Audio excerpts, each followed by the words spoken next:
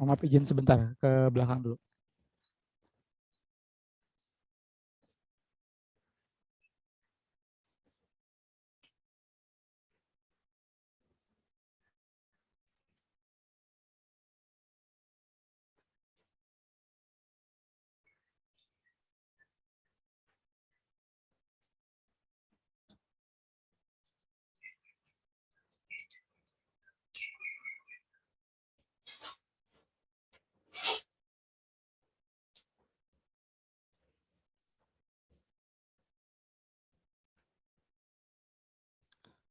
Oke, mohon maaf. Biasa ada gangguan kalau di rumah seperti ini.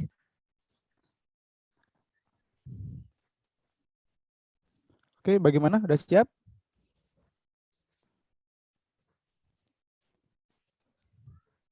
Sudah siap untuk hari ini? Siap, Kak. Siap. Oh iya, saya ingin bertanya dulu karena saya lupa kemarin. Ini untuk peserta yang untuk kelas 8-nya siapa aja ya? Yang kalau salah 3 orang yang masuk seleksi, siapa aja ya? Saya lupa. Untuk yang IPA kemarin siapa aja ya?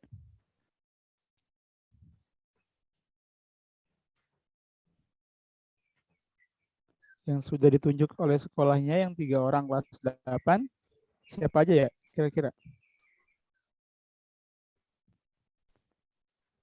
Nggak tahu ya. Ya udah deh, nanti saya cek lagi.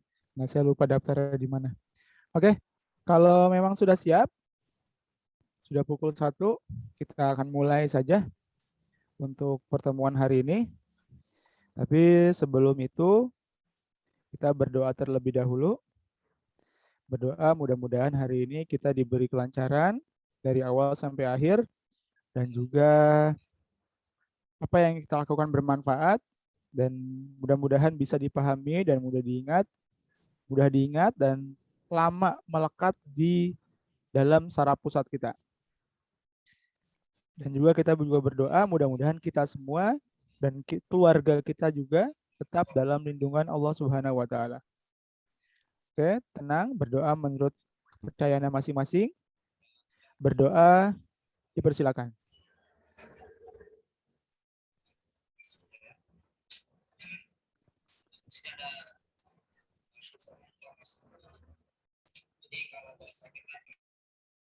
Oke, selesai. Oke, selamat siang semuanya. Gimana kabarnya, sehat? Sehat, Pak. Sehat, Kak. Ya, ya, alhamdulillah, alhamdulillah. Saya sudah cek kemarin yang quizisnya. Ini yang mendapat peringkat pertama yang skornya paling besar atas nama Hasya. Hasya dengan akurasinya 72%. Wih, keren. Ya, kalau dinilai 72 lah nilainya. Nah, yang lain ada yang 60, nah paling tinggi 72. Wah, itu sebagai gambaran awal. Oh, rupanya sekian. Tapi ini kita masih masuk yang hanya biologi, yang fisikanya nanti sama KL. Kita masih bahas untuk beberapa soal yang seperti saya bilang di pertemuan sebelumnya, kita hari ini akan membahas tentang soal-soal yang kemarin ada di quizzes. Jadi yang kemarin muncul, yang sudah kamu kerjakan, mungkin yang kalau yang nggak tahu, biasanya tembak atau nebak. Nah, sekarang kita bahas. Oke, udah siap? Udah siap ya? Siapin alat tulisnya, saya akan izin share screen.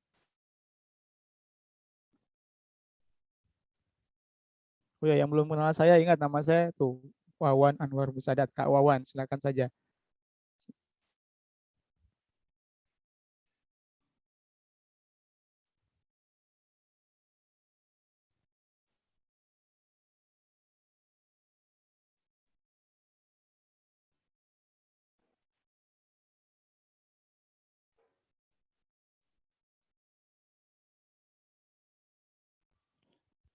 Share screen saya sudah terlihat belum? Sudah. Sudah. Oke. Dan sekali lagi kita hari ini membahas yang soal yang ada di quizzes kemarin. Dan hari ini juga kita akan perdalam materinya dari soal-soal yang ada di bagian tersebut. Jadi kalau ada yang di sana tadi banyak kelas 7, Nanti ada materi kelas 8, jadi kamu sudah tahu terlebih dahulu. Oke, bismillahirrahmanirrahim. Kita akan mulai dari soal yang pertama.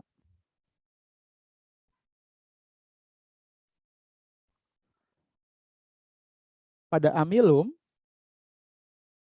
dicerna secara mekanik dan kimiawi. Pada titik-titik, amilum dicerna secara mekanik dan kimiawi.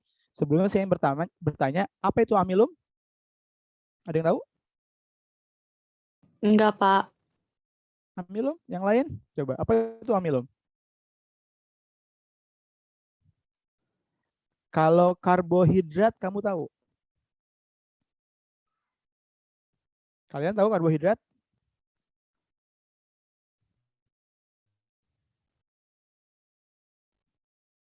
Halo?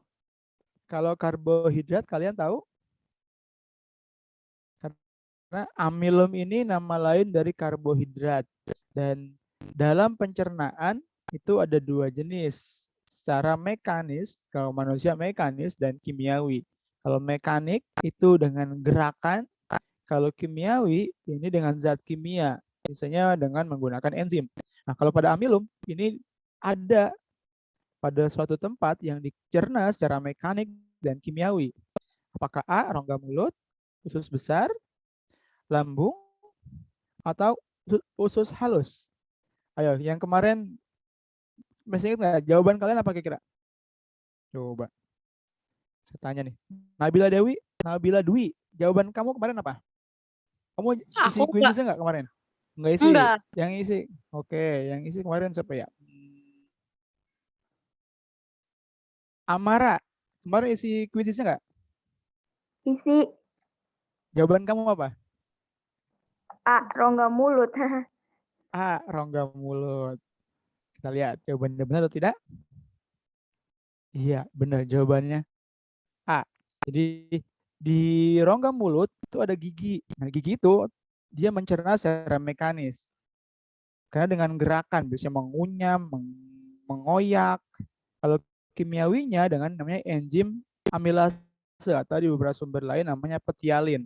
Ini mengubah amilum menjadi gula peptida atau menjadi gula. Oke, coba kita berkaya sedikit tentang sistem pencernaan.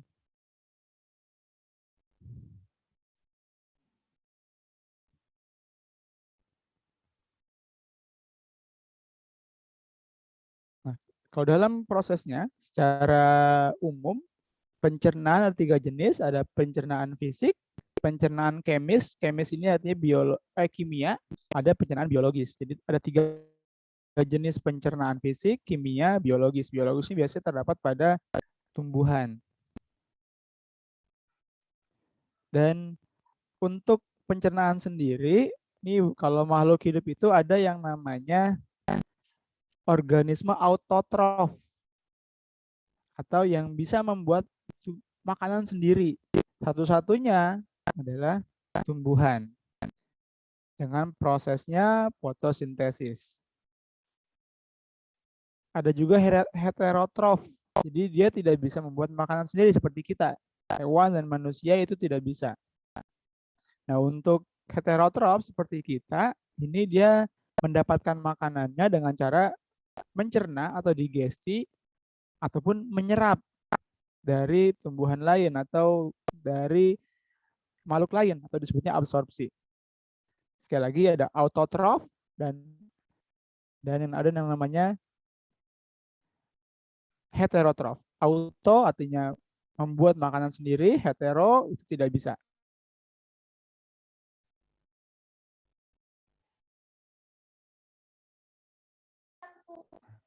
Nah, kita bahas makanannya. Untuk makanan sendiri, ini makanan ini bukan yang asal kita makan, tapi makanan itu adalah yang dibutuhkan oleh manusia. Kalau yang nggak dibutuhkan, itu biasa jadi residu, jadi toksin, jadi racun dalam tubuh kita. Jadi makanan itu yang kita butuhkan. Nah, ada 2 jenis, ada makro, ada mikro. Yang makro ini yang kebutuhan dalam jumlah besar, karbo, lemak, protein. Kalau mikro ini vitamin dan mineral dalam jumlah yang terbatas kita butuhkan. Sama karbohidrat, ini yang saya bilang tadi amilum, nama lainnya amilum. Dia terdiri dari karbon, hidrogen, dan oksigen. Dan 1 gram karbohidrat itu setara dengan 4,1 kalori. Kalori ini adalah satuan untuk energi. Jadi kalau kamu makan satu hari itu misalnya adalah 200 gram nasi, tinggal dikali tuh. 200 dikali 4 berarti 800, belum makanan yang lain. Nah, berarti sudah banyak kalorinya. Kalau kamu pengen gemuk, boleh, kalorinya banyak. Tapi kalau kamu ingin kurus, kalorinya dikurangi. Jadi makanan yang berkalori tinggi dikurangi. Nah, karbohidrat bagi tiga jenis, ada monosakarida, disakarida, dan polisakarida. Ini berbeda dari susunan kimianya.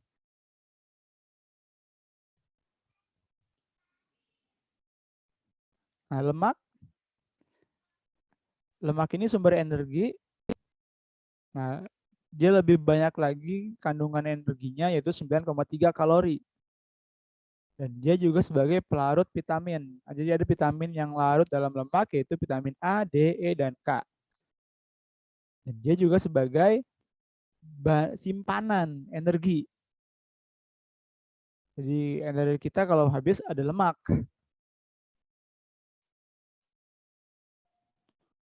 Nah, ini makanan yang baik mengandung lemak, kayak kamu pasti tahu semua, mentega, margarin, daging ikan kuning, telur, dan lain-lain. Jadi kalau pengen kamu cepat gemuk, ini makan makanan yang mengandung lemak.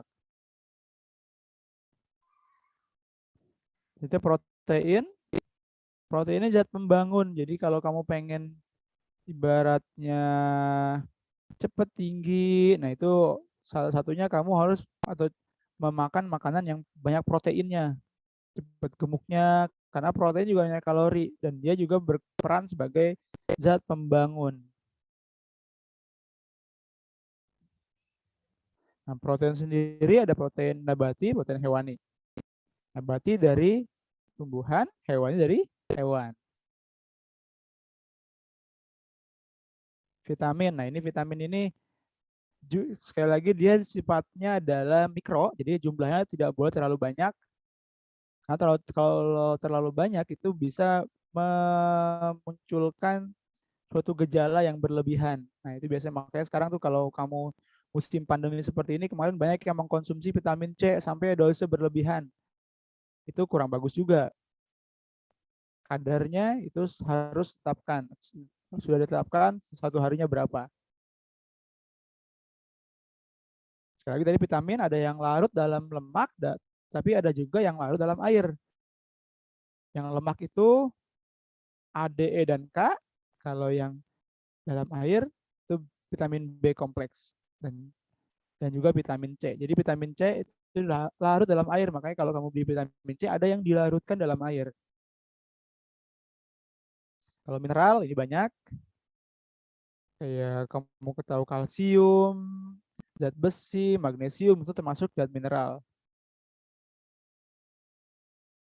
Nah, ini nih ada beberapa zat yang kurang dalam makanan, makanya kita butuh suplemen biasanya.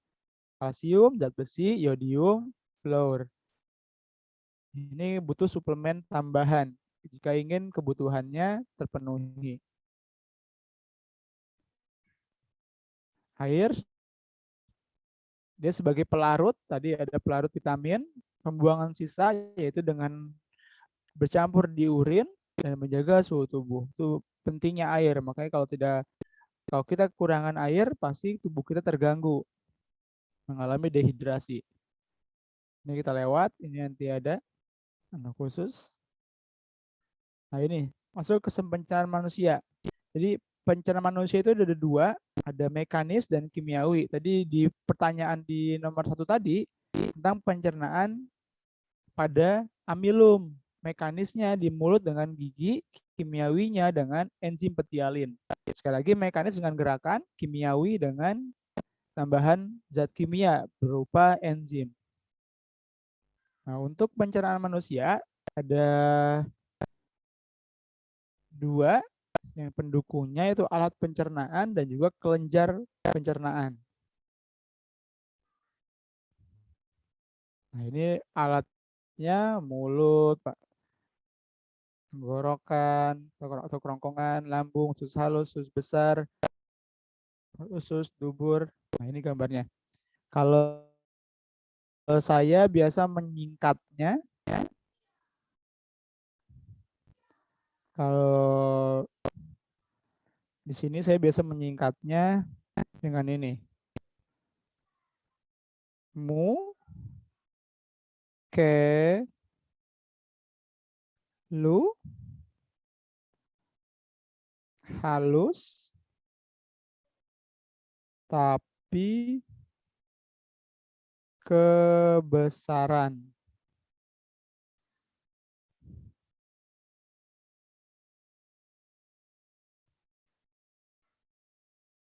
Muka lu halus tapi kebesaran. Munya mulut, kayaknya kerongkongan, lunya lambung, halusnya usus halus, kebesarannya besarnya besar, usus besar, annya anus. Ini biasa saya menyingkat ini. Muka lu halus tapi kebesaran.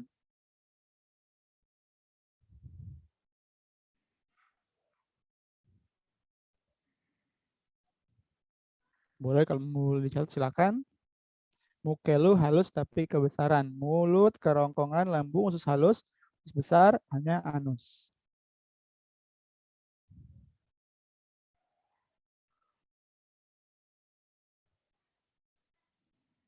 Oke, lanjut.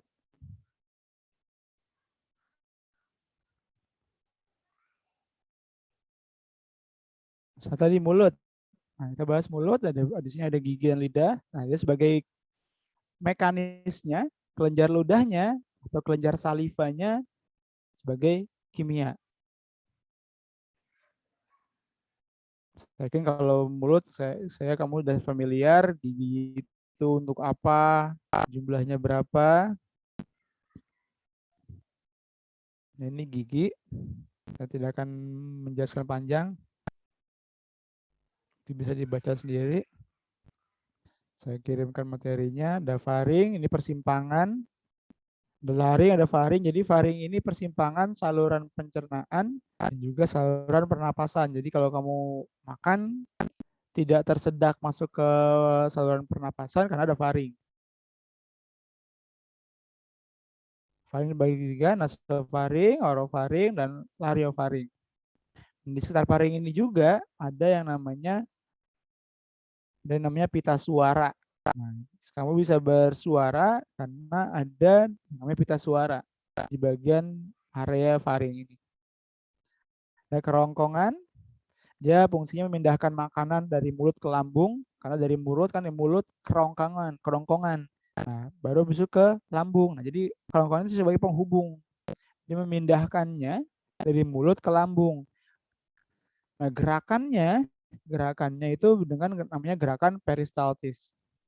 Jadi dia berkontraksi. Jadi kontraksi itu artinya pergerakan otot.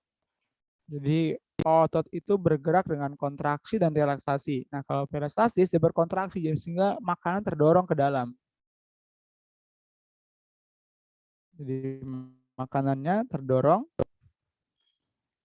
karena gerakan peristaltis dari kerongkongan.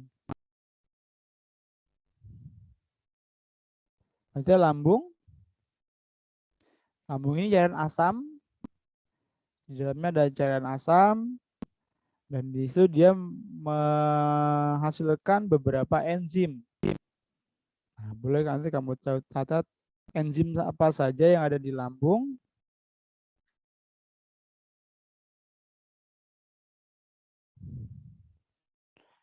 Ada beberapa enzim yang kalau saya biasanya menyingkatnya ini. HP Reni. HP Reni ini singkatan saya. HP Reni. Hanya HCl, P-nya pepsin, Reninya renin. Ada HCl, pepsin, renin. Nah, yang HCl itu yang ini, asam. Dia sifatnya zat asam atau kamu sebutnya asam lambung. Ini HCl. Dan dia gunanya adalah untuk membunuh bakteri yang masuk atau yang tercerna. Membunuh kuman bakteri yang masuk dalam pencernaan. Terus ada lagi pepsin. Ini dia mencerna protein. Jadi dia ada hubungan dengan protein. Dari tadi protein menjadi pepton. Selanjutnya renin. Renin ini, yang renin ini nih, dia untuk mencerna protein susu. Jadi lebih spesifik dia protein susu yaitu dari yang berupa kasein menjadi kaseinogen.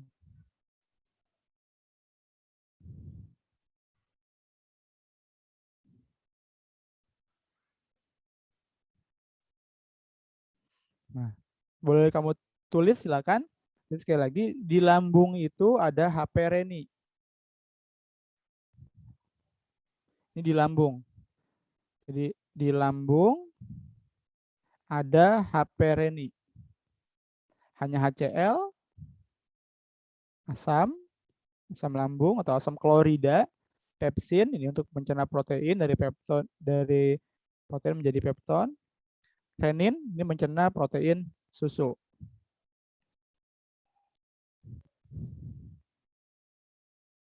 Silakan kalau mau ditulis. Jadi kalau nanti pertanyaan, jadi enzim yang ada di lambung itu kamu udah tahu duluan. HP reni, HCl, pepsin, renin. Oke, tadi sudah saya screenshot.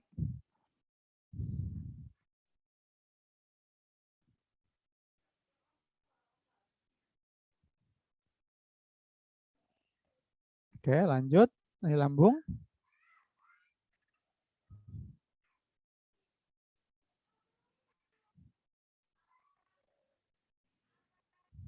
Sampai sini ada yang mau ditanyakan? Tidak, Halo? Kak. Tidak. Yakin nih? Coba saya tanya. Tadi di mulut terjadi berapa proses? Proses pencernaan. Halo? Coba. Tadi di mulut ada 2 proses pencernaan. Ada mekanis sama kimiawi. Yang mekanis oleh siapa? Bantuannya siapa?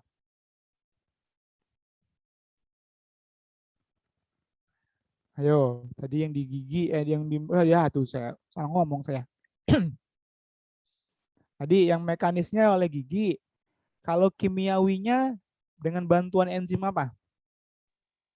Kelenjar ludah, Kak.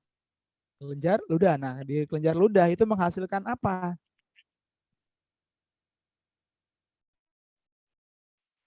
Kelenjar ludah menghasilkan apa? Kelenjar ludah atau disebutnya kelenjar saliva. Nah, dia menghasilkan enzim yang namanya enzim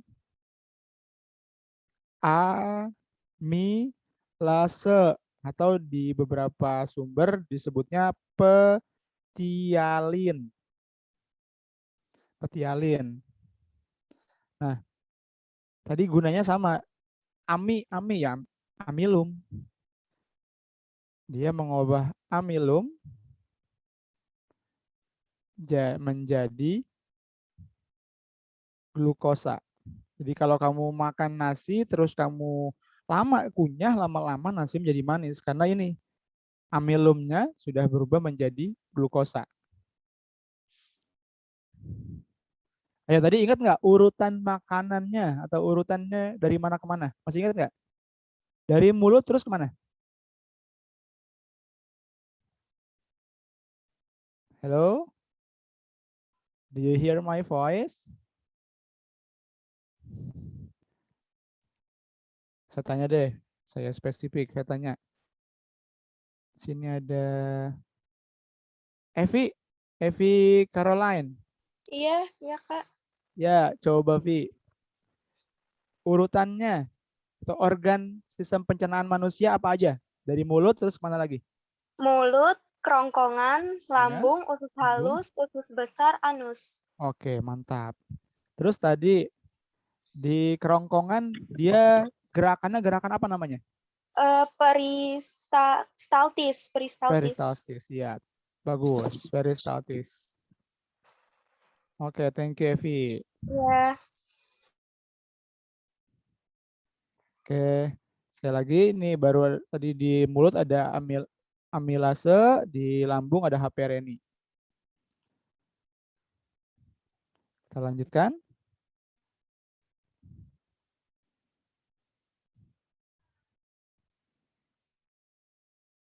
Nah, setelah lambung, ini lambung.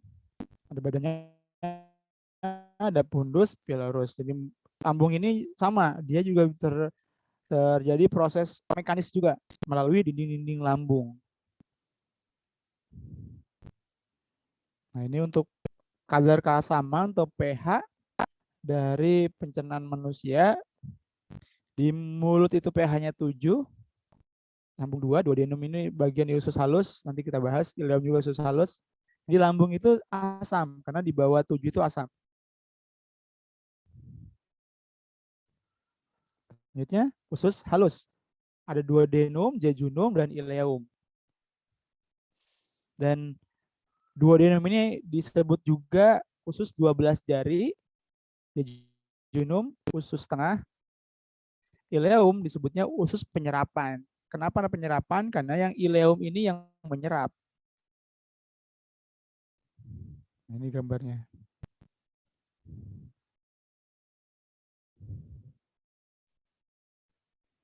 Sekali lagi, dia ada 3 bagian. Ada duodenum, ini disebutnya 12 jari. Ada jejunum, kalau saya nyebutnya usus tengah. Ada ileum, nah ileum ini penyerapan, karena dia nanti yang menyerap sari-sari makanan.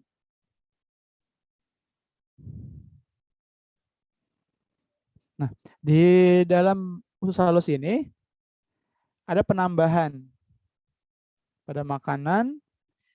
Nah, penambahannya itu dari cairan empedu dan cairan pankreas. Jadi empedu dan pankreas ini menghasilkan cairan. Nanti makanya dia sebutnya kelenjar.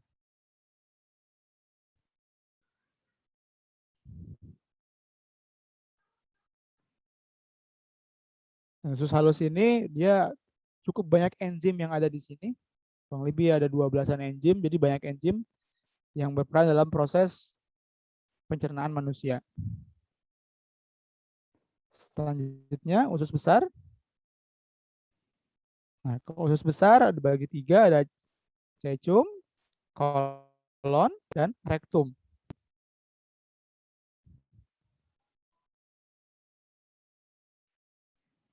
Nah, dia ada 3 melingkar, biasanya ada 3 posisi, dan namanya beda-beda.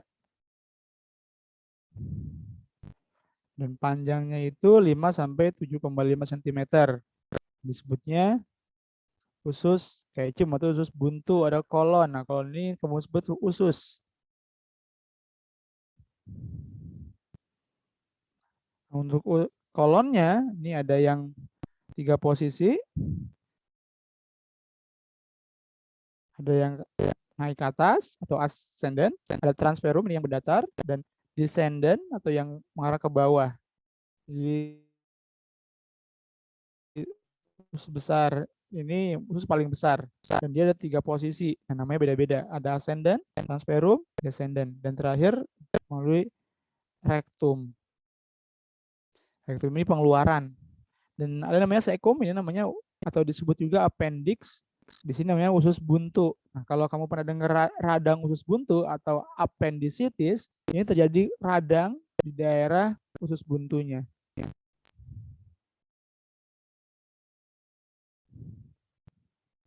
Dan usus besar ini, usus besar ini dia fungsinya adalah, saya lupa tadi tulis. Usus besar ini ada fungsinya, yaitu dia berfungsi sebagai mengatur kadar air di dalam kotoran makanan yang akan dibuang melalui anus. Sekali lagi, dia ini berfungsi sebagai pengatur kadar air.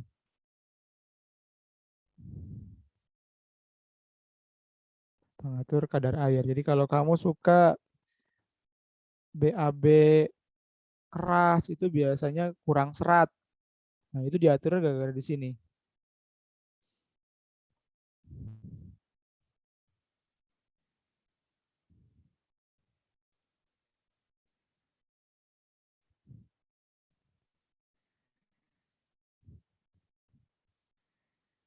Selanjutnya anus atau disebutnya rektum atau maaf, kolumna rectalis.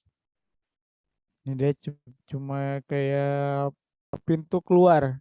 Nah, ini pintu keluar dari rektum, air anus. Selanjutnya ada kelenjar pencernaan, ada kelenjar ludah, kelenjar lambung, hepar, empedu, pankreas, kelenjar Lieberkühn. Jadi kelenjar ini adalah bagian dalam tubuh kita yang menghasilkan zat kimia atau zat tambahan. Jika untuk pencernaan ada kelenjar ludah, lambung, hati, empedu, pankreas, kelenjar Lieberkühn. Tadi kalau kelenjar ludah dia menghasilkan air ludah atau saliva, kelenjar lambung menghasilkan tadi asam lambungnya, hati ini menghasilkan zat empedunya, hati ini zat warnanya. Tadi pankreas tadi menghasilkan beberapa enzim yang lainnya. Jadi kelenjar ludah, ini dia. Akan kita bahas panjang. Sekali lagi dia menghasilkan saliva. Dia menghasilkan ludah, ada lambung, tadi ada HCl, lipase, renin, mukus, tapi sebenarnya lipase ini nanti dia terhubung ke pankreas. Ada renin, ada mukus, dia sebagai pelindung dinding lambung sehingga tidak tereduksi oleh asam lambung. Nah, tadi hati memasukkan enzim yang namanya empedu, yang penting ini untuk pencernaan lemak. Nah, hati juga sebagai detoksifikasi atau penawar dari zat kimia atau racun yang masuk. Terus dia juga memproduksi albumin, ini bisa untuk proses ekskresi, nanti kamu pelajarinya. Dan juga untuk metabolisme karbo, lemak, dan protein. Jadi hati ini penting, terutama untuk detoksifikasi. Nah, ini pankreas. Tadi di soal yang kemarin kuis juga, yang kemarin soal kamu kerjain juga, itu ada kelenjar pankreas. Jadi ada dua jaringan dasar yang namanya asini dan pulau pankreas.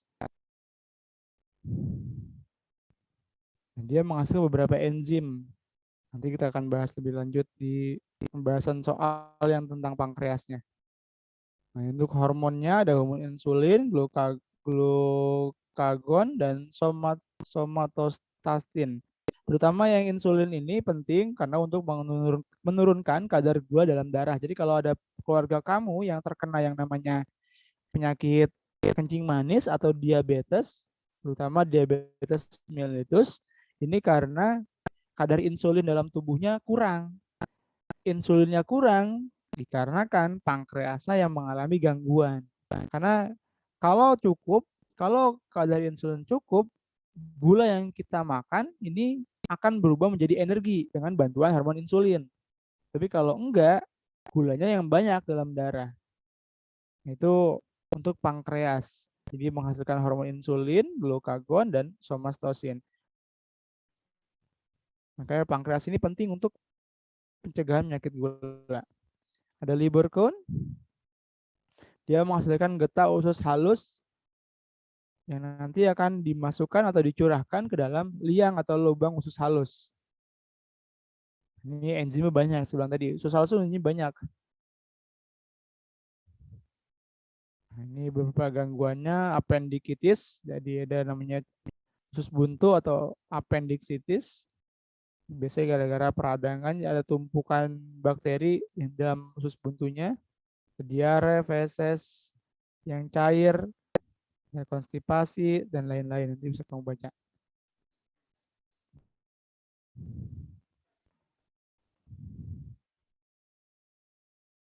Oke, jadi tadi sekali lagi amilem ini karbohidrat dan dia secara mekanisnya di mulut itu oleh gigi dan kimiawinya oleh enzim petialin atau amilase. Oke, saya tanya lagi. Siapa ini saran saya tanya nih? Yang tadi pengen tahu. Ada ini sih namanya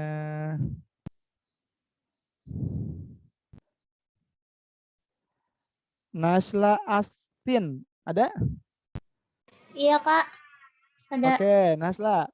Tadi kamu masih ingat nggak? Di lambung itu ada enzim apa aja? Ayo, tadi di lambung ada enzim apa aja? Atau yang lain?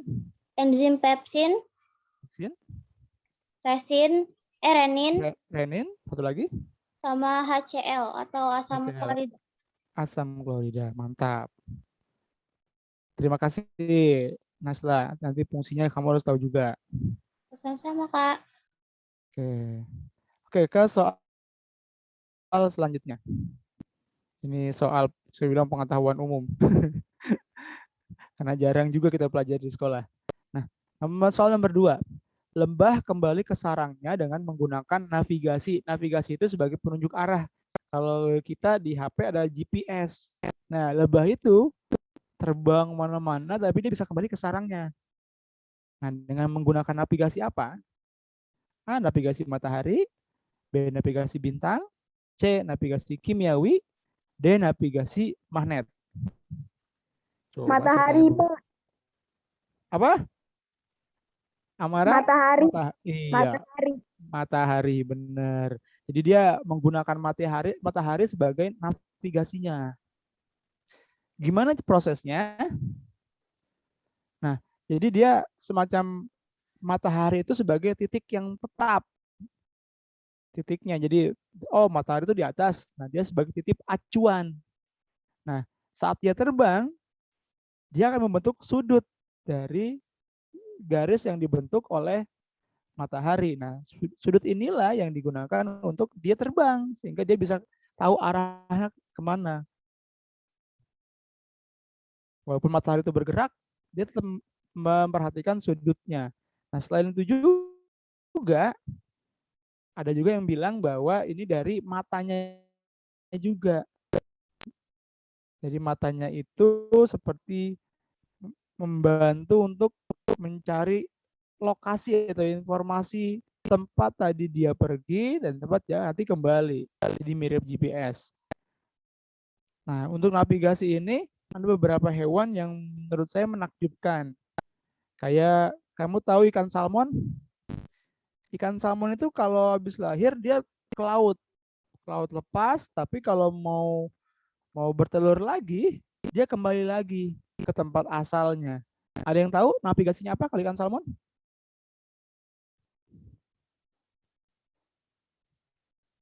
Tadi kan ada navigasi magnet, kimiawi, bintang, matahari. Nah, kalau ikan salmon pakai navigasi apa? Ada yang tahu? Atau ada yang mau nebak?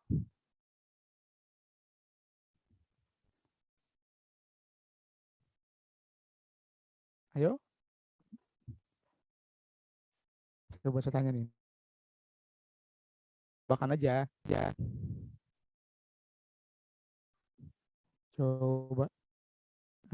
Subekti. Subekti Manggarinonce. Nah, menurut kamu kalau ikan salmon itu navigasinya apa? Magnet bukan, Kak? Iya, pintar. Mantap. Navigasi magnet.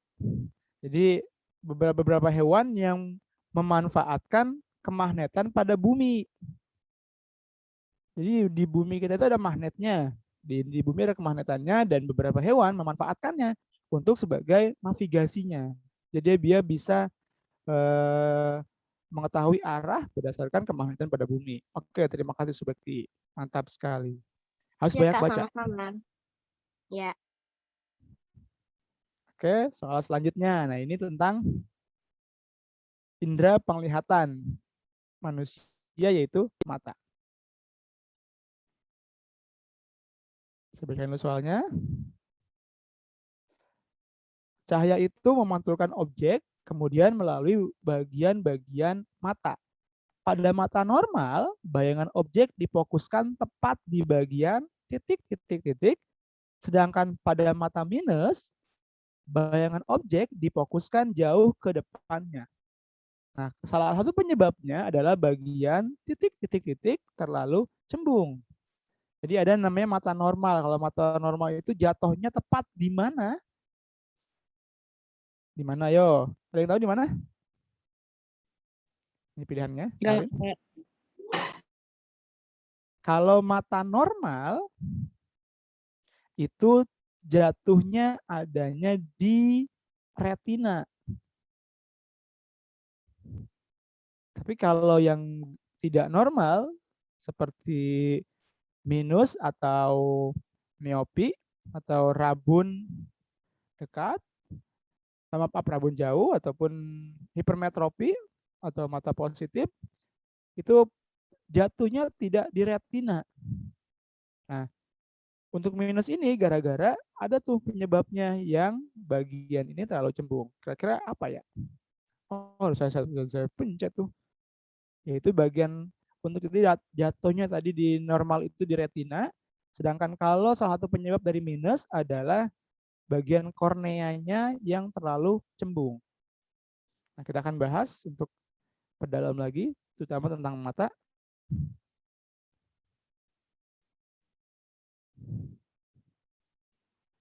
Nah, ini beberapa bagian.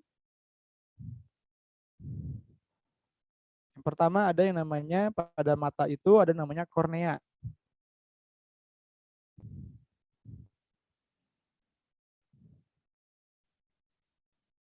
Ada namanya kornea.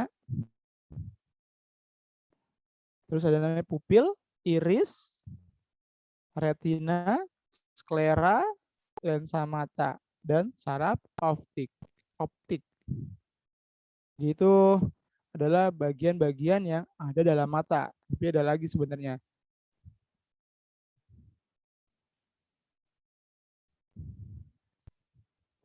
Dan untuk kornea ini dia sebagai yang paling luar, dia pelindung. Tuh, ini kornea.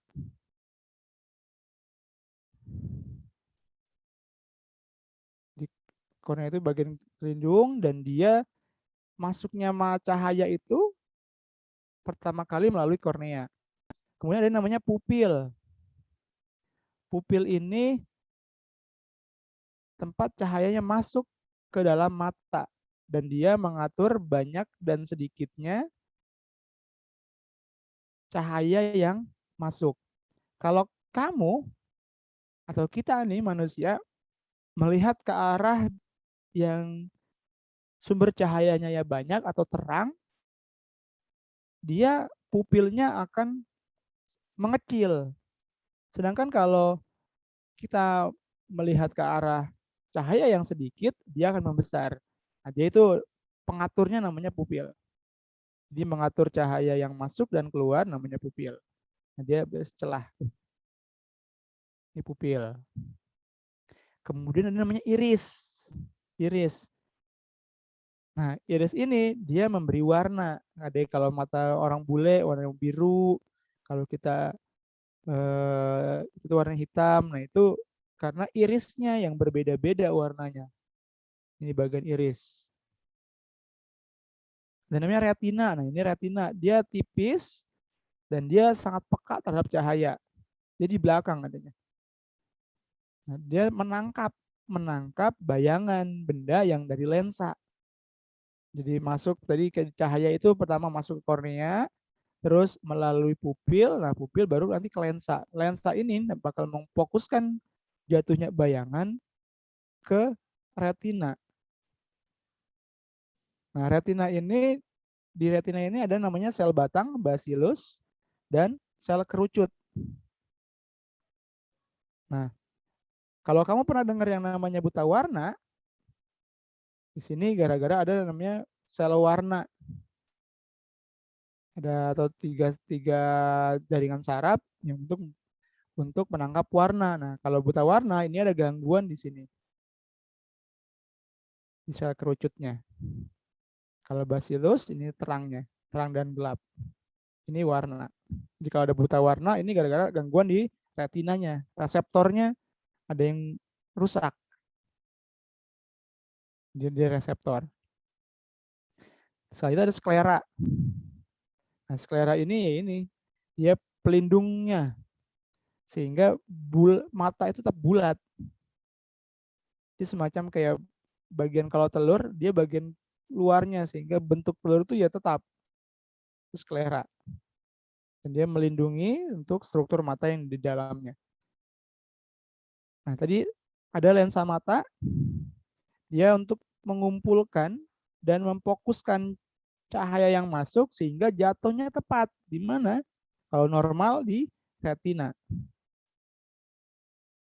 Jadi di mata kita ini punya juga yang namanya kemampuan akomodasi.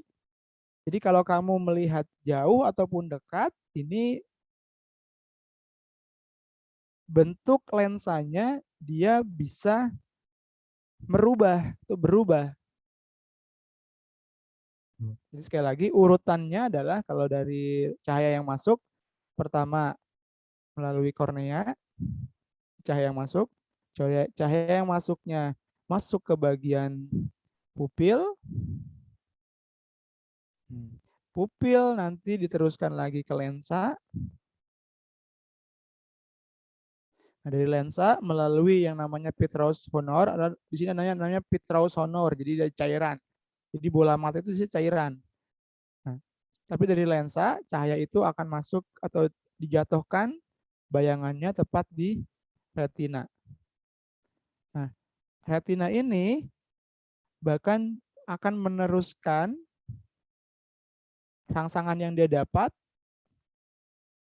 ke saraf pusat melalui saraf optik atau saraf penglihatan. Nah, kalau udah saraf optik, dia bakal ke saraf pusat. Sehingga kita bisa melihat deh, itu objeknya apa.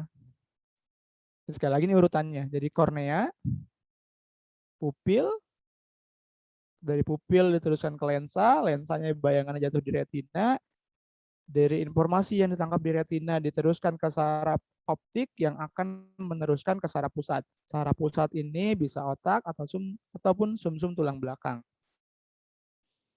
Jadi ini tentang mata kita. Kalian perlu hafalkan dan juga bentuknya atau bagian-bagiannya kalian harus hafal juga. Ini mekanisme melihat. Kornea, pupil, lensa, retina, saraf optik, saraf pusat. Saraf pusat ini baru, objeknya ketahuan. Oke, kembali lagi yang tadi.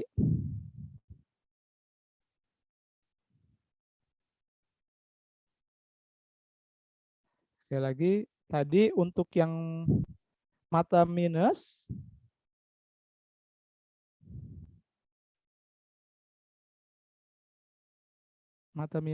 dan juga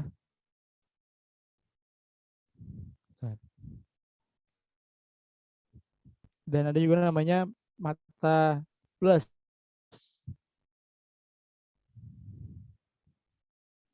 Kalau di sini bedanya adalah kalau minus itu bayangannya jatuh di depan retina, kalau plus itu jatuhnya di belakang. Kalau saya menyingkatnya biasanya ada singkatannya kalau saya untuk membedakan mata minus dan plus dan juga penyebabnya. Oh, maaf, keluar.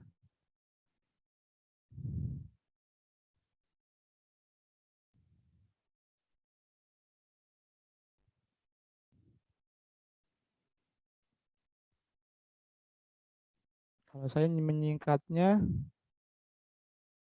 ada yang namanya ini demi buah. Ini singkatan saya. Jadi kalau saya menyingkatnya, bisa tulis sini deh. De, mi, bu, wah. De, ini depan. Kalau yang jatuhnya depan retina namanya miopi. Demi. Depan miopi. Buah. B-nya belakang hanya hipermetropi. Jadi ini demi. Demi. Kalau di belakang namanya hipermetropi. Ini singkatan saya. So, kalau ekstrim, kalau di kelas saya nyebutnya ini. Demi. Nah, ini demi ini. Ini untuk singkatannya. Boleh kamu singkat dengan yang lain terus. Tapi kalau saya gampang mengingatnya, membedakan antara miopi dan hipermetropi ini.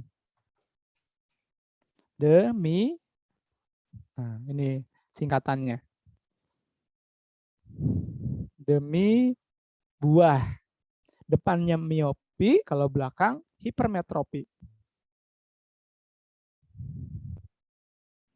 Itu singkatan dari saya. Boleh kamu tulis, silakan. Demi.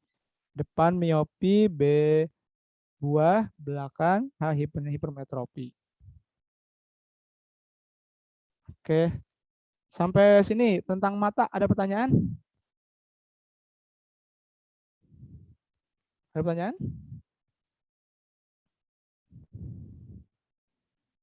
Kalau saya yang tanya lagi nih. Sebentar, saya mau nanya dulu tentang mata. Saya tanya ya, beberapa akan saya tanya tadi, terutama tentang fungsinya.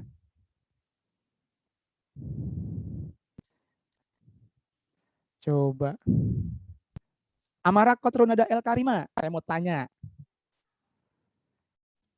Tadi Iya, Kak.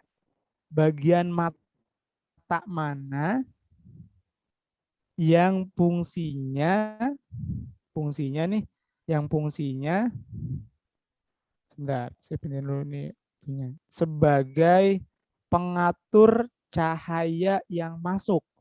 Ayo, bagian mata mana yang mengatur cahaya yang masuk? Ayo. Pupil bukan, Kak? Apa? Pupil Pupil. bukan. Ya, bagus sekali. Pupil. Ya, benar. Pupil. Dia mengatur cahaya yang masuk. Oke, terima kasih. Kotrunada. Selanjutnya saya mau tanya ke Nabila Dwi. Nabila Dwi. Tadi kalau bayangan normal itu jatuhnya di mana? Retina. Di mana? Retina. Retina. Iya, bagus. Retina. Terus saya mau tanya lagi. Nasla Astin. Iya, Kak. Kalau fungsinya lensa itu buat apa?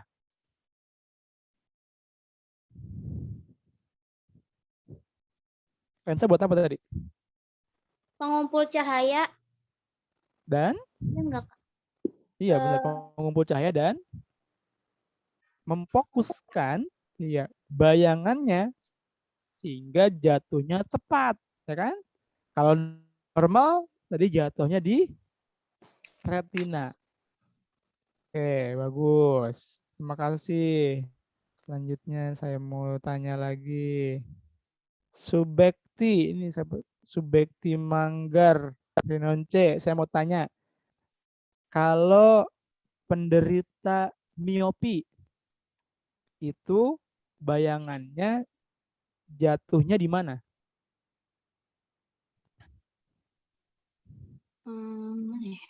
Tadi kalau miopi.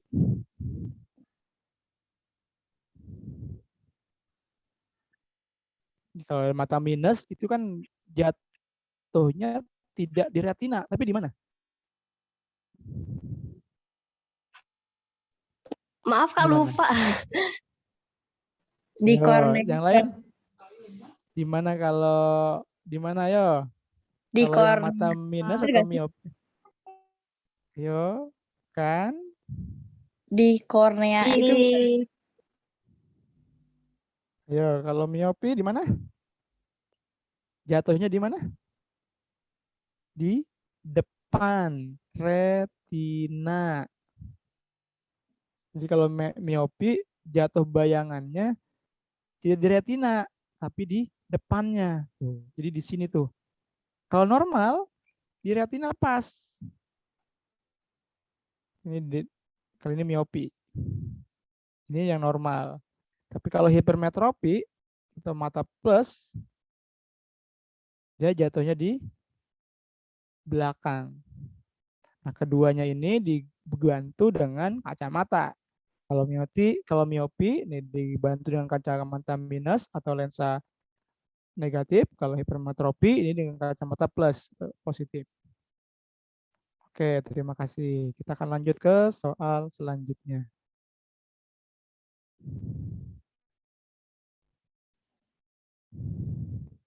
Oke, tadi sudah.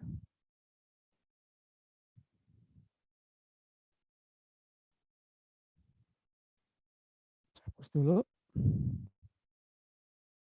Oke, soal selanjutnya. Ini soal ke-4. Soal ke-4. Nah, ini bisa menebak-nebak juga. Kucing. Kucing. Pada kucing, bagian sistem pernapasan yang mengalirkan udara ke paru-paru adalah trakea, laring, faring, bronkiolus, diafragma, alveoli, trakea, paru-paru, diafragma, laring, bronkus, bronkiolus, rongga hidung, dan jantung. Ayo, jawaban kamu apa kira-kira? Kemarin apa jawabannya? Saya mau tanya dulu. Kepada ini tebak-tebakan.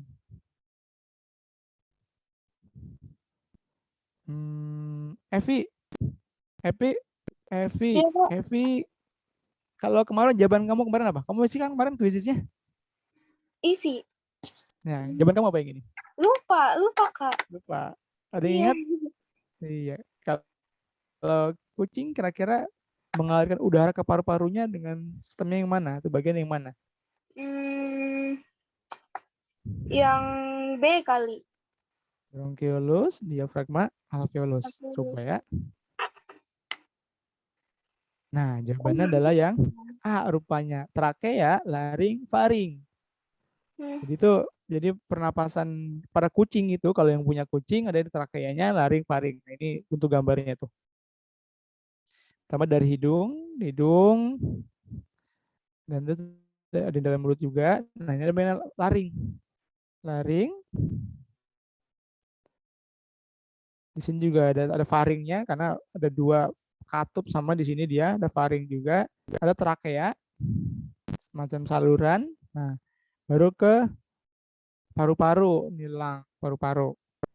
Jadi ini udara masuk ke paru-paru melalui faring, laring, trakea, baru masuk ke paru-paru. Nah, saya mau tanya, kalau manusia urutannya masih ingat nggak kamu? Ayo, kalau ada yang tahu, kalau manusia ini kita ngomongin manusia. Kalau manusia dari mana dulu udaranya? Ada yang tahu? Dari mana? Enggak. Ayo, kamu bernapas pertama udara masuk mana? Hidung. Hidung, iya, hidung. Hidung. Dari hidung terus kemana? Faring. Apa? Faring, iya, faring dan juga laring. Faring, laring. Oke. Terus kemana lagi? Trakea. Trakea. Terus kemana lagi? Bronkus. Bronkus, pintar. Terus? Bronkiolus. Bronkiolus. Dan paru-paru. Paru-paru. Paru-paru. Telang. Nah, di sini juga paru-paru ini ada yang namanya alveolus. Jadi ini untuk manusia seperti ini. Dari hidung, faring, laring, ke trakea, ke bronkus, bronkiolus, alveolus.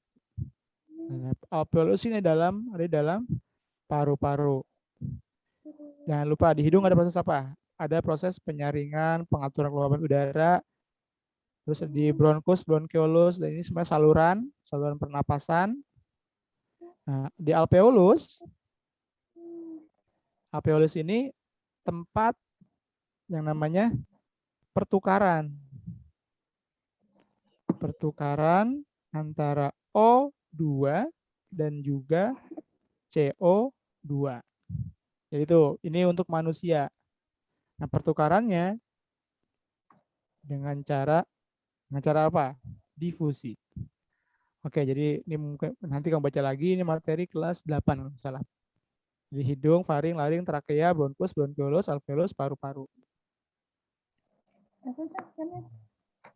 Saya pause dulu. Oke. Tentang pernapasan ada pertanyaan nggak? Saya nggak mau jawab. Ayo, ada pertanyaan tentang pernapasan? Kalau kita lanjut aja deh. Kita lanjut.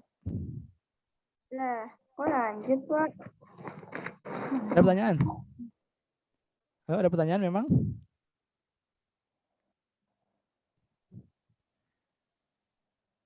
Ada pertanyaan langsung pernapasan? Kalau nggak ada, kita lanjut. Oke, selanjutnya ke sini deh. Soal ke-5.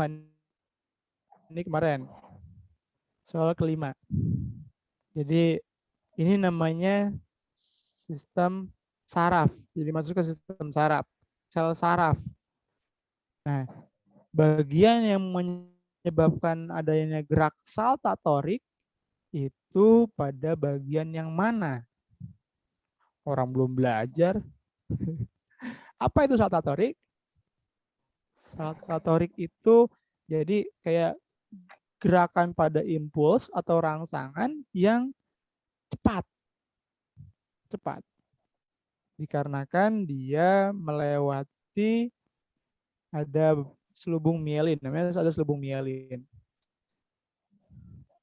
Nah, makanya di sini jawabannya adalah yang myelin sheath atau disebutnya selubung mielin. Nah, untuk saraf ini ada beberapa bagian tadi. Nah, ini bagian-bagian saraf. Ada dendrit, ada nukleus, sel body atau badan sel, ada akson. Nah, akson itu menjulur panjang, ada nodus Ranvier, ada selubung mielinnya, ada sel Schwann, ada terminal akson.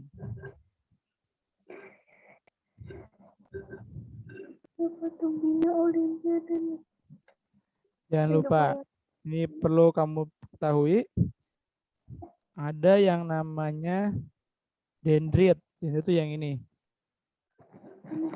Dendrit. Ini dendrit, dia di ujung-ujung. Dia sebagai penerima rangsang dari sel saraf yang lainnya, karena sel saraf ini terhubung dari satu sel saraf ke sel saraf yang lain terhubung. Nah, dendrit sebagai penerimanya. Kemudian ada yang namanya nukleus. Nah, ini nukleus ini sebagai intinya, inti sel. Jadi yang semacam otaknya. Otak dari sel tersebut sehingga bisa bekerja sel sarafnya. Terus ada lagi badan sel. Jadi dendrit, kalau ada dirangsangan masuk dari dendrit ke nukleus, nukleus ke badan sel, nanti langsung dari badan sel diteruskan lagi ke akson. Nah, di akson ini ada bagian yang tertutup, selubung mielin. Jadi ada selubung mielin. Ini tutup dia, ada selubung mielin. Tapi ada juga yang tidak. Sebutnya nodus Ranvier. Nah, di bagian akson ini terdapat yang namanya sel Schwann.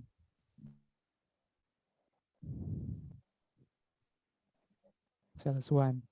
Nah, dari sini nanti dari akson setelah melewati selubung mielinnya, nodus Ranvier, kemudian bakal diteruskan ke yang namanya terminal akson. Dari terminal akson ini bakal teruskan ke sel saraf atau neuron yang lainnya. Jadi ini nyambung ke sel neuron lain. Nah, ini sel saraf. Dan untuk saltatorik sendiri, ini tadi saya bilang adalah cepat. Jadi perpindahan yang terjadi secara cepat pada serabut yang berselaput mielin atau berselubung mielin. Nah, karena dia semacam lompat dari nodus ke nodus, jadi lompat, ada lompatan.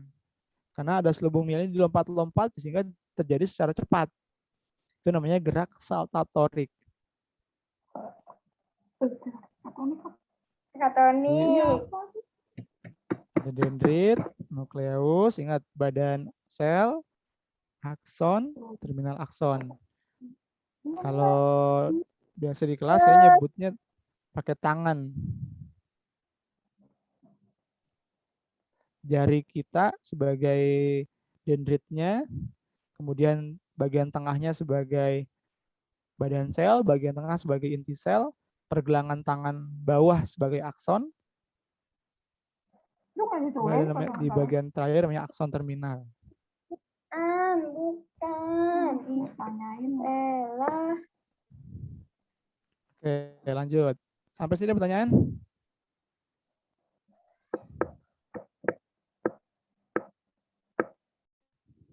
Ada pertanyaan sampai sini? Tentang saraf?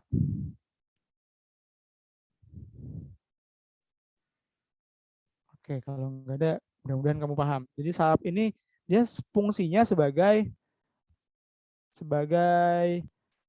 penerus rangsangan yang masuk dalam tubuh kita. Itu saraf, sel saraf. Jadi dia penghubung. Oke, kalau nggak ada kita hapus lagi.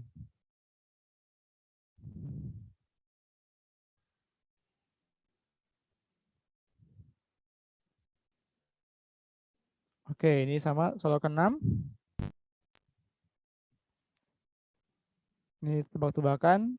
Komponen sistem rangka itu pada sapi terdiri dari apa?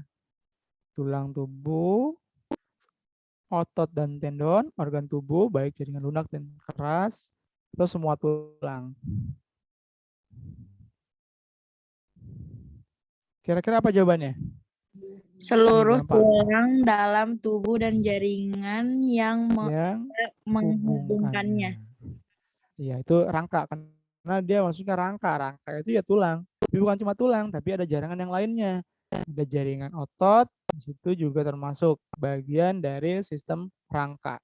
Oke, bagus sekali. Ini mudah. Benar jawabannya D. Ini rangka. Sekali lagi di sini ada rangka itu tulang, tapi bukan cuma tulang, tapi ada jaringan pendukung. Seperti di sini ada juga otot juga termasuk sistem rangka. Oke, lanjut. Ini selanjutnya ini berhubungan dengan imunitas. Ini banyak kita hubungin kemarin tentang sistem imun. Kalau karena banyak lagi musim pandemi, kemarin banyak orang yang mengatakan tentang sistem imun kita. Di SMP 1 sudah mulai ada pendataan untuk vaksin? Sudah, Pak. Sudah. Sudah mulai disuntik? Belum? Belum. Belum. Nah, nanti itu ada hubungannya dengan sistem imun dari manusia. Karena vaksinasi ini gunanya adalah untuk memperkuat sistem imun. Nah, sistem imun itu apa sih? Nah, kita pelajari. Nah, untuk soal yang kemarin, ini ada hambatan fisik pada manusia. Jadi hambatan fisik ini sebagai pelindung kita yang membentuk bagian dari sistem kekebalan atau imunitas. Kira-kira apa? A. Kulit dan membran mukus, kulit dan membran mukosa, tulang dan membran mukosa, kulit, suhu tubuh, dan membran mukosa. Kulit, suhu tubuh, dan membran mukosa. Coba ya, benarkah yang D? Tidak, jawabannya yang B. Suhu tubuh tidak. Suhu tubuh tidak sebagai hambatan fisik. Suhu tubuh itu hanya sebagai penanda. Penanda, misalnya nih kita diserang nih. Maaf. Kita diserang. Nah, suhu tubuh ini bakal sebagai reaksinya. Di suhu tubuh kadang meningkat, demam. Nah, itu kalau kulit, nah ini ada nih. Jadi ada pertahanan lapis pertama. Jadi walaupun dari vaksin, sebenarnya kita punya pertahanan tubuh. Nah, untuk lapisan pertamanya ini sebagai yang paling dasar pada ada kulit dan membran mukosa yang utuh. Ini sebagai pertahanan pertama kita. Jadi penyakit yang masuk itu akan dicerna atau disaring dulu, ditangkis dulu oleh kulit dan membran mukosa. Membran mukosa ini ada di dalam jaringan kulit juga. Terus kemudian ada juga namanya di dalam kelenjar keringat, sebum dan air mata. Ini sebagai sistem imun juga. Karena kalau kita ngeluarin air mata itu otomatis kan kita juga menghapus kotoran dan yang ada dalam mata. Kotoran itu dalamnya bisa ada bakteri atau yang lain-lainnya. Keringat juga sama, itu bisa mensekresi dari bakteri dan zat kimia. Terus ada namanya mukusilia. Ini ada dalam biasanya di bagian epitel. Rambut juga sama sebagai pertahanan juga. Nah, dia menyaring. Mikroba ini adalah bakteri dan biasanya dalam usus itu ada bakteri baik. Nah, ini termasuk pertahanan juga. Kalau ingin lebih lanjut di sini kita akan bahas sistem imun. Nanti kamu bakal pelajari lagi di SMA. Sistem imun, sistem kekebalan tubuh.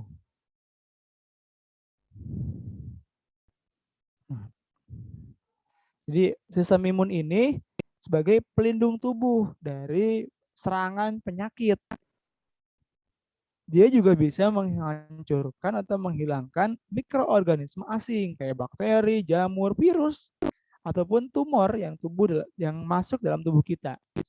Dia juga bisa untuk menghilangkan jaringan sel yang mati atau rusak sehingga terjadi perbaikan sel atau jaringan.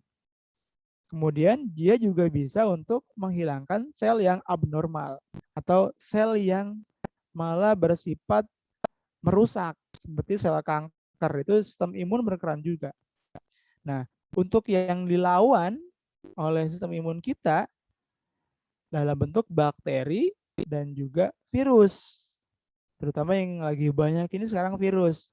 Kalau virus yang namanya COVID-19 itu masuk, kalau sistem imun kita kuat, bakal ditangkis. Tapi mungkin dia ada, tapi kalah oleh sistem imun kita. Jadi kita tidak mengalami penyakit yang lainnya. Atau dia bergejala. Tapi kalau kita imunnya lemah, virus ini bakal menyerang dan bergejala kepada kita. Kemudian sebagai juga yang ada juga yang namanya leukosit. Leukosit ini bagian dalam darah. Itu pada sel darah putih, nah dia sebagai sel imun utama. Makanya kalau terjadi peradangan gara-gara bakteri, itu biasanya leukositnya dia akan meningkat karena dia bakal berusaha melawan. Nah, ini beberapa patogen atau yang masuk dalam tubuh kita ada bakteri, virus, jamur, protozoa, dan parasit. Jadi ini yang masuk dalam tubuh kita atau yang nanti bakal diserang oleh sistem imun ini, ya ini. Terutama yang lagi hangat-hangatnya ya virus. Nah, untuk sistem imun ini strukturnya ada di bagian tubuh yang namanya organ limfoid. Nah, limfoid ini rumah bagi limfosit. Nah, limfoid ini yang utamanya ada di kelenjar timus dan tulang belakang. Jadi tulang belakang itu yang ada di bagian sumsum tulang belakangnya itu terdapat juga yang namanya limfoid. Sehingga dia berperan sebagai sistem imun. Selain itu ada limfoid yang sekunder, ada di limpe, kelenjar limpenya. Selain itu ada di kulit, di napas, di kemih, di reproduksi juga ada. Jadi ada dua jenis pertahanan. Ada pertahanan pertamanya dalam bentuk fisik. Jadi ini fisiknya. Ada juga yang pertahanan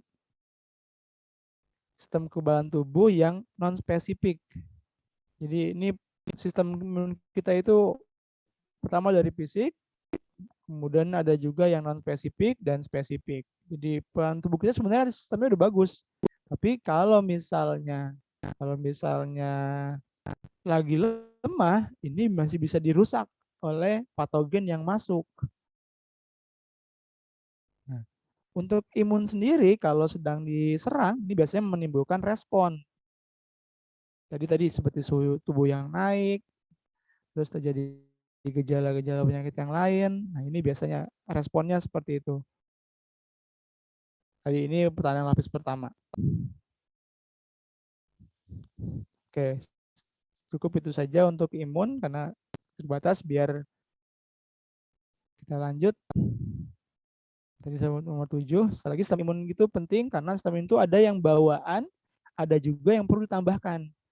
Kalau bawaan itu otomatis, tapi ada juga yang perlu ditambahkan. Seperti kayak besok kamu vaksinasi untuk COVID-19, nah itu untuk penambahan imun kita. Sehingga bisa mencegah virus dari COVID-19 yang nanti mungkin masuk dalam tubuh kita dengan cara tidak disengaja, itu bisa dilawan oleh sistem imun kita. Karena sistem imunnya kayak seperti udah kenal. Jadi sekali lagi, besok kalau disuruh vaksin, silakan vaksin. Tapi terserah sih. Cuma kalau saya menyarankan, silakan divaksin. Karena untuk memperkuat sistem imun. Nah, ini selanjutnya, soal nomor 8, ini juga tergolong mudah. Ada perbedaan antara zigot dan sel telur. Perbedaannya apa? Coba. Nabila Dwi, kemarin kamu jawabannya apa? Atau kamu kemarin di enggak? Menurut kamu jawabannya apa yang ini? Bedanya zigot sama sel telur. Zigot itu apa sih?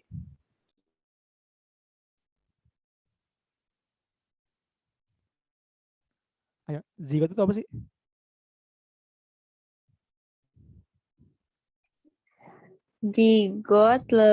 Zigot jauh lebih besar.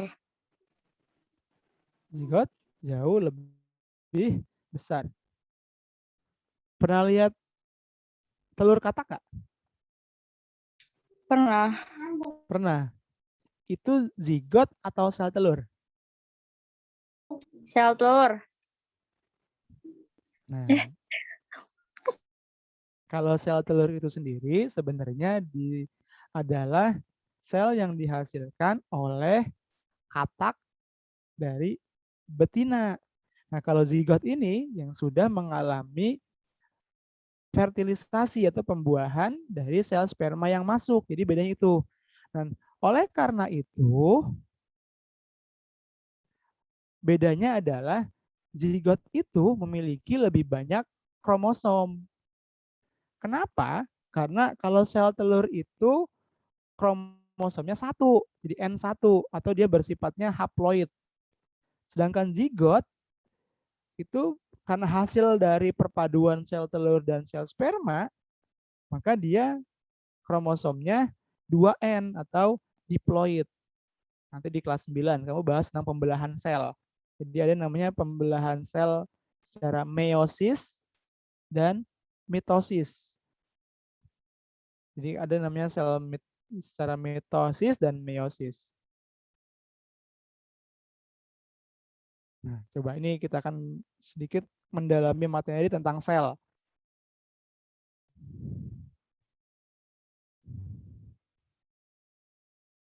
Ini materi kelas berapa ya? 7 kalau nggak salah. Oke. Nah, ini sel. Kita akan bahas tentang sel. Ini ada sel tumbuhan dan sel hewan. Yang warna hijau itu sel tumbuhan, yang warna apa itu ya? Warna lavender itu sel hewan. Bedanya apa? Katanya di bentuknya, bedanya apa? Kalau di sel tumbuhan, kalau dari kelihatan sini, ini ada vakuolanya besar banget. Vakuolanya dominan, besar. Tapi kalau yang hewan, vakuolanya kecil. Ini bedanya pertama. Atau di sini deh. Terus ada juga kalau di tumbuhan, siap? Nggak ada gambarnya. Oh, nggak ada gambarnya. Iya. Sebentar. Oke, coba. Ada nggak muncul share screen ya? Sebentar. Kalau ini muncul? Belum. Belum. Belum. Belum. Coba saya ulangi stop share-nya. Oke, 10 menit lagi sebentar. Kita akan coba.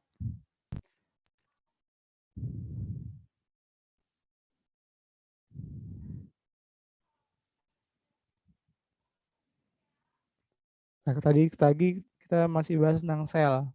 Ini biasanya ini sel ini muncul juga di KSN.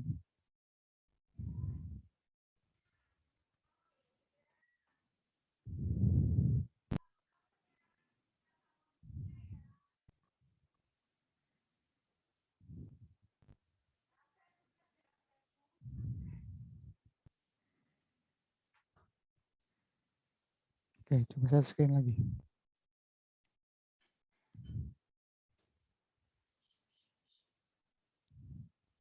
Sudah muncul sekarang? Belum, Kak. Belum. Jadi saya sudah muncul ya? Sudah ter Udah, Kak. Udah, Kak, udah. Oh, udah. Oke. Ya. Oke. Maaf, seperti saya belum bisa klik kayaknya nih. Oke, tadi kita akan bahas sel. Ini ada sel tumbuhan dan juga sel hewan. Saya ulangi sekali lagi. Kalau kamu lihat di sini, kalau yang sel tumbuhan itu ukuran vakuolanya besar. Dia besar. Kalau yang hewan kecil. Kemudian di sini ada juga yang namanya kalau di tumbuhan ada yang namanya kalau tempat fotosintesis ada namanya kloroplas. Sedangkan kalau di hewan itu nggak ada kloroplas. Oke, nanti kita bahas satu-satu. Nah, ini bagian-bagian dari sel tumbuhan dan sel hewan. Ayo, coba kamu temukan. Kalian coba temukan kira-kira bagian organel sel manakah yang hanya ada di tumbuhan. Jadi mana yang ada, mana yang nggak ada. Kan tumbuhan lebih banyak tuh.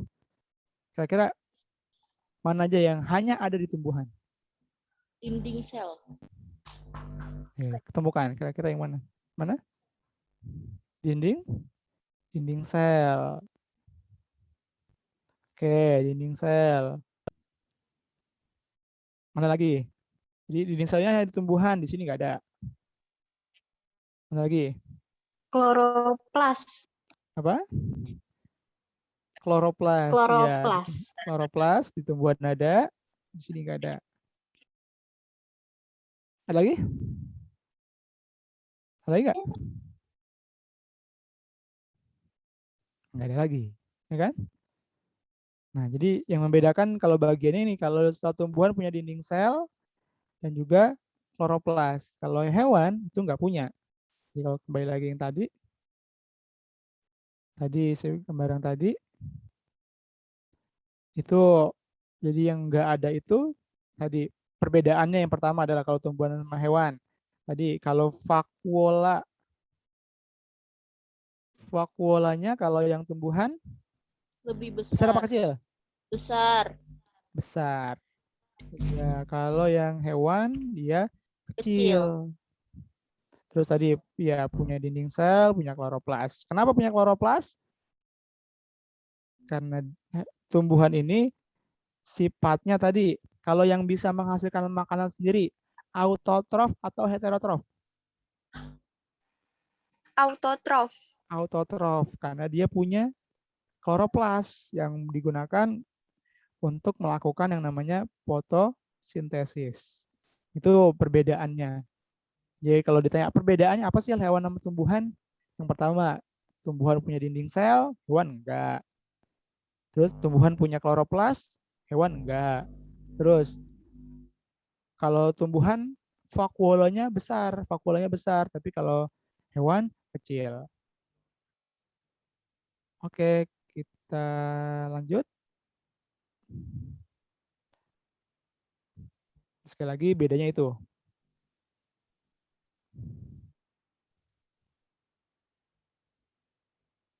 Sel.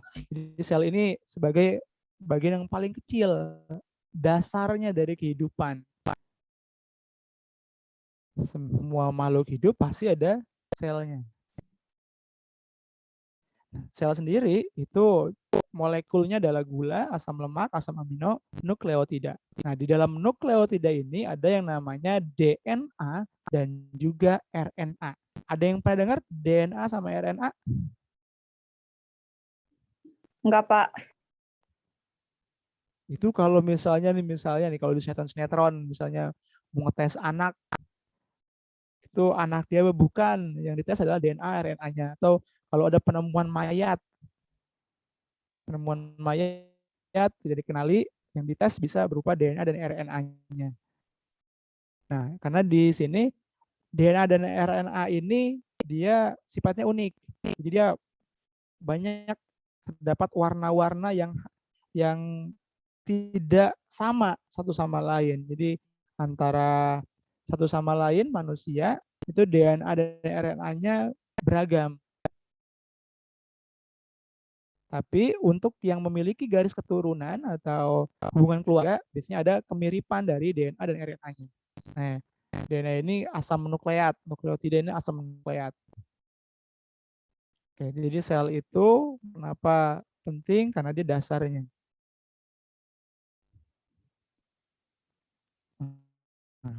Nah, ini untuk yang sel tumbuhan.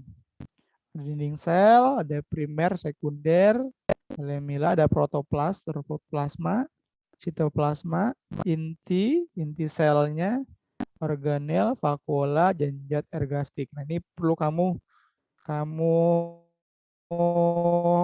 hafalin ini nanti nih.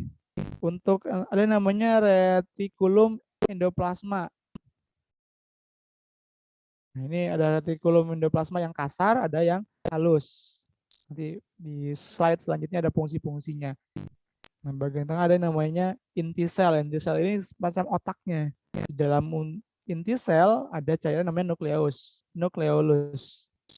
Tuh, banyak di sini ada apparatus Golgi, ada central vacuola, ada kloroplas. Yang tadi ada dalam kloroplas ini ada yang namanya tadi klorofil. Klorofil ini untuk fotosintesis.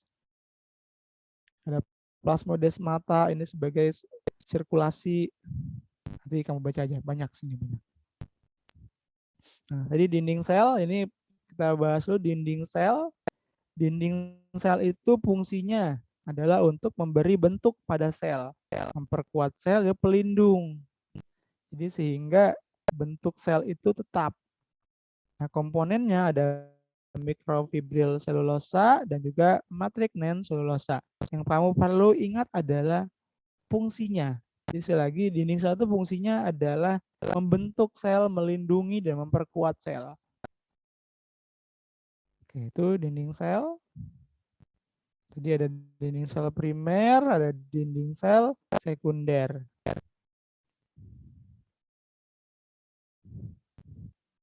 Ini saya skip biar lebih cepat, karena waktu terbatas.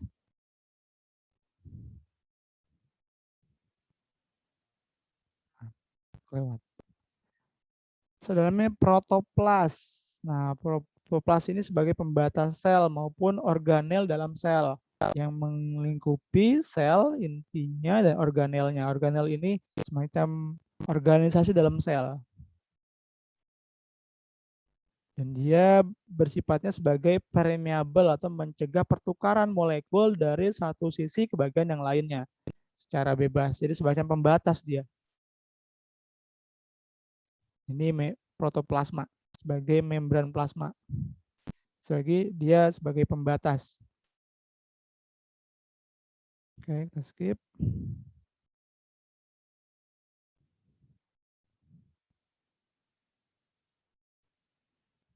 Nah, untuk protoplasma sendiri ada beberapa bagiannya, komponen lagi namanya sitoplasma. Sitoplasma ini terdiri sebagian besarnya dari air. Kemudian dari sitoplasma ini dia tersusun dari filamen, mikrofilamen, dan mikrotubul. Jadi ini sitoplasma. Di dalamnya ada organel-organelnya. Nah, organel-organel inilah yang tadi semacam ada mikrotubulus, retikulum, endoplasma, ribosom, itu namanya organel. Nah, organel ini di dalamnya atau terletaknya di dalam sitoplasma. Nah, kemudian dalam sel saya bilang ada inti atau nukleus. Dia semacam pusatnya. Dan di dalam nukleus itu ada yang namanya nukleolus. Atau dia semacam cairan otaknya. Kalau di manusia cairan otaknya. Jadi inti sel nukleus ada namanya plastida. Nah, plastida ini yang khususnya ada di tumbuhan. Yaitu plastida itu bentuknya di tumbuhan namanya kloroplas. Di kloroplas itu termasuk plastida. Nah, dia khas dari tumbuhan. Ini kromoplas dan juga leukoplas.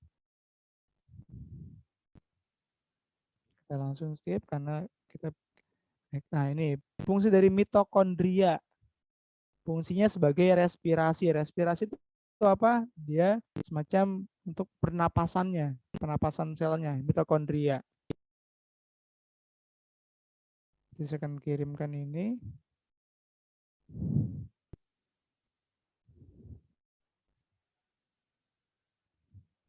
Oh, sudah 2:30 rupanya. Waktu sudah habis. Oke, cukup nanti biar kamu baca sendiri.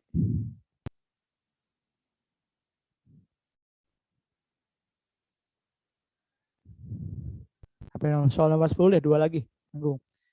Tadi selanjutnya soal nomor 9 yang kemarin. TBC itu pada tahun 2007 meningkat. Penyebab utamanya peningkatan kasus ini adalah A. Kemacetan lalu lintas, peningkatan polusi udara, penurunan kualitas hidup, dan pemanasan global. Jawaban apa kemarin? Peningkatan polusi.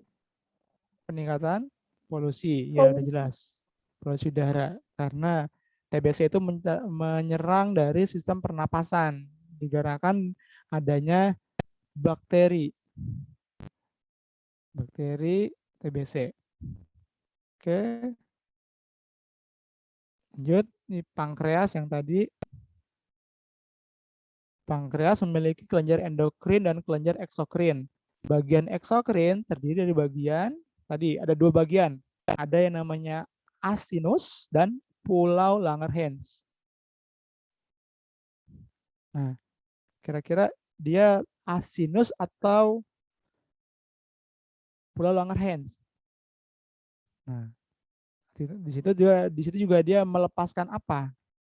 Endokrin dan eksokrinnya. Nah, jawabannya adalah yang D. Jadi kelenjar endokrin dan eksokrin itu ada di asinus pankreas.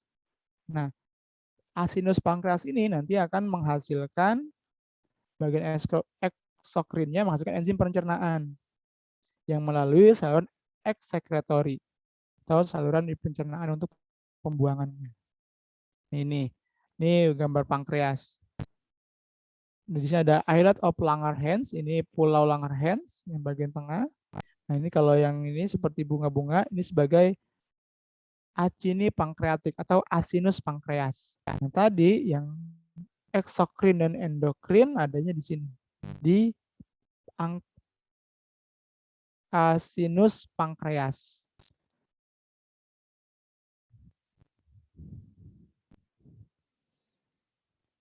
Oke, cukup untuk hari ini deh, karena sudah 14.35. Nanti untuk materi pengayaannya, pendalaman materi tadi saya akan kirimkan. Jadi tadi kita sudah bahas beberapa. Yang pertama ada sel, terus sistem imun. Terus saya juga tadi mengirimkan tentang sistem pencernaan. Itu saya akan bagikan di grup, nanti bisa kamu pelajari secara mandiri. Mudah-mudahan kamu bisa mencari dari sumber yang lainnya. Karena ilmu itu bukan cuma dari sini, ilmu itu banyak. Apalagi kalau sekarang, zamannya media informasi sangat luas, silahkan mencari sendiri. Oke, sampai sini ada yang mau tanyakan?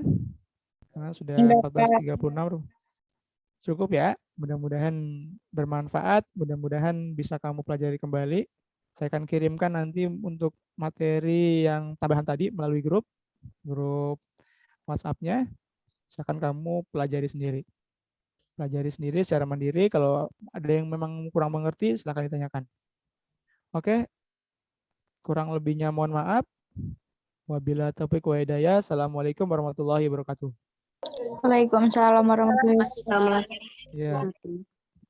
Assalamualaikum warahmatullahi wabarakatuh.